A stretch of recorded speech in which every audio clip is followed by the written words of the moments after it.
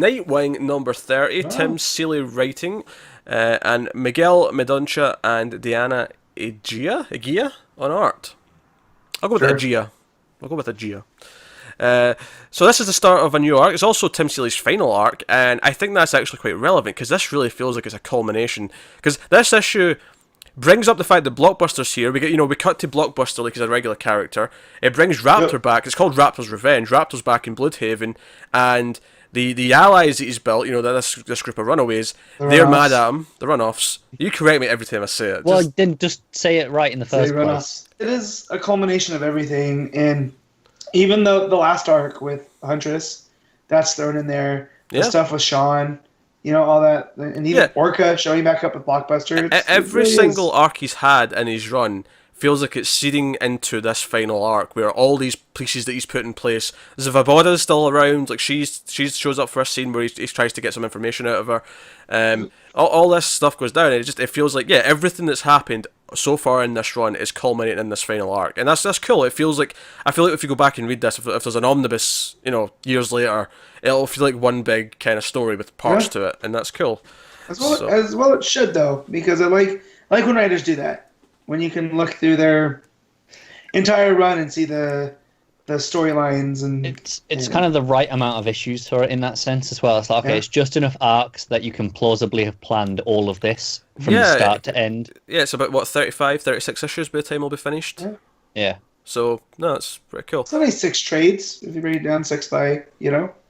And then this plus the Grayson omnibus will make a really nice pairing as a complete story. So Dick's a complete horn dog because not only is he still making out with Huntress on the fire escape, he then goes down to Zvaboda, and Zvaboda, like, ever since she gave him that kiss of life, like back when, she's like, oh yeah, that's been like messing with my marriage. I didn't even know she was married, but apparently she's married, and it's messing with her marriage because she's like, yeah, I need to go because I'm like, if I keep staring at your tight ass, I'm just gonna be having more thoughts. So I like that though.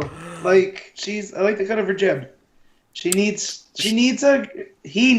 a Gordon, that's turned on its head, because that's like Bloodhaven. I just say I love the touch that I'm sure she did this intentionally. That when she went to meet him, she put on a blue shirt with the black jacket. Mm-hmm. That's a good touch. It's a classic mirroring. She brings him coffee, which is completely different. Because up until that last arc where she didn't want to believe the two cops were corrupt, and then they kind of like bonded over it. Up until then, she did nothing but give him shit and complained about him. And now she's bringing him coffee, and she's like flirting with him. It's like, okay, right, so. But even then, it's under the auspices of,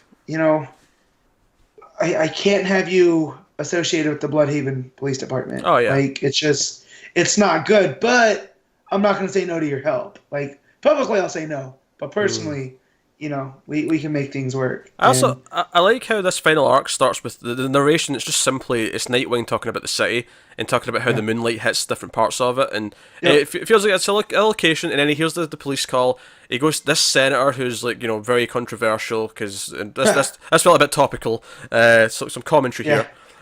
There's exact, because he talks about voting for his party's medical bill that takes people's insurance away, but also pads the pockets of. I don't know how these writers come up with these really fictional ideas. I mean, it's amazing to me. Completely. Sometimes it's a little though, like sarcasm aside. Sometimes it's a little on the nose. It takes me out of the comic. I can see that. But it gels with Raptor's MO. Like, of course, Raptor would be trying to take this dude out from what we've seen early on. Yeah, Raptor shows up. I really like the moment here. Like, after a little bit of banter with Dick and he's fighting him, he actually grabs a waitress over a balcony to sort of distract Nightwing so he can get away. And it's actually this really cool little action scene of like Nightwing having to dive for her. Just really simple, because he just uses like a grapple gun to just pull her over. It's quite sudden. He even mentions, he goes, that's something that Raptor normally wouldn't do unless he's feeling desperate. Like, no, not desperate. Like, he's trying to make a point. And you even see Raptor going, oh, God, I hate myself for this. Or even Raptor's just worse now than he was before. I think it sets up Raptor's even more of a threat. Like, we always got the idea, okay, he could be a threat. He was definitely vicious, and he was definitely resourceful and skilled. Yeah. But he had his own moral code as well. Yep. And, he could kind of rely on that. Whereas here, that seems to have gone out the window. So yeah, that just seems to be gone now. Yeah. So, well, first of all, Sean's pick, because they're all sitting around and they see it on TV, and it's like, this senator's vowing to like cut programs like the one they've got, and she's just like, shit. So when Nightwing goes to them later for help, because he tries to go to Svoboda for help to like try and find out where Raptor is, because he knows Raptor's dangerous.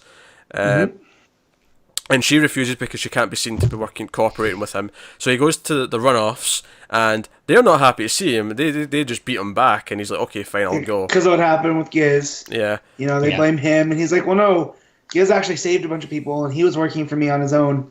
But they don't want to hear that. That's their friend. Yeah.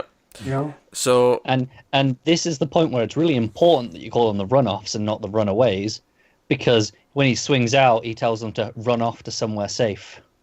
Well... Yeah, that's what Dick tells them. I don't know if I'd tells them to skedaddle, which I loved. I don't know if I'd use the word important in that sense. No, but it is essential. Yeah.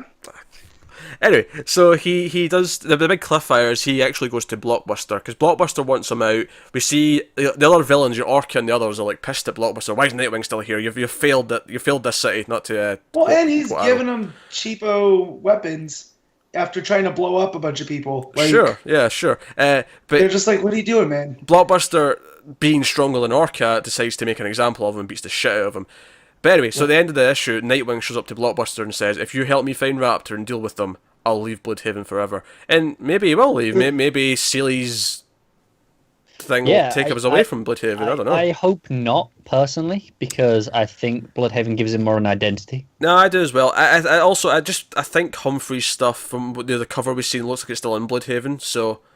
So he gets around it somehow. So I feel like there's going to be a thing. This is how he deposes Blockbuster as well. Probably. Like he's going to pit Raptor against Blockbuster because while they seem to have similar motives, Blockbuster is really more about himself than Raptor even is. You know, because Raptor does have that big, grand, this is what I stand for. And, you know, whereas Blockbuster's like, no, I'm just, you know, I love my city, but I need to be rich first. So see where it goes. I really hope Humphreys keeps on some of the supporting cast, just to, you know, give it that more, consistent feel. Svoboda being the main one, I think. And I like the Huntress scene here because it shows the type of character she is. Because she's like, no, I'm not going to be second to nothing. Like, you know, I'm not just some flying the side. And it also shows that it wasn't just a one-time thing. It wasn't just this one night stand they had. Like, no, that's. I love that you don't see her leave. You just see him jump down to talk to Svoboda. Yeah. I love the idea that she's just up there watching all this and going, I keep my eye on this bitch. Yeah, she's just listening and like, why are you flirting with Dick? Yeah. Damn you. Oh, dear. I'm actually kind of... I mean, I'm not looking forward to it, but I'm curious if we're going to get some sort of revelation at some point. Maybe in Birds of Prey, I imagine, where Huntress lets it slip that she's currently having a kind of secret fling with Nightwing. You want to see Babs' reaction is what you want to do, isn't it? Yeah, how does Babs react to that? I'm curious about it. So, no, Nightwing was really good this week. I'm liking what it's doing with this final arc. Like I say, it feels very... like a culmination of everything that we've had so far. I like the art as well. I thought the art looked really sleek. For the most part, I think there's some... You mentioned in one of the other books, some characters looked a bit inconsistent. I felt Orca. that here. Yeah, Orca, and the scene where you see, Sean sat at the table. Yeah. I think she looks really strange, very, I don't know, just off. That's fair. I feel like Huntress looked great. Huntress looked good. Yeah. I think Nightwing's outfit looked better here than it has done in some of the art recently. Yeah, that's fair. I think it's maybe just the shading on it, just give it a bit more pop, whereas, it's been very flat maybe in some recent issues. But I enjoyed that.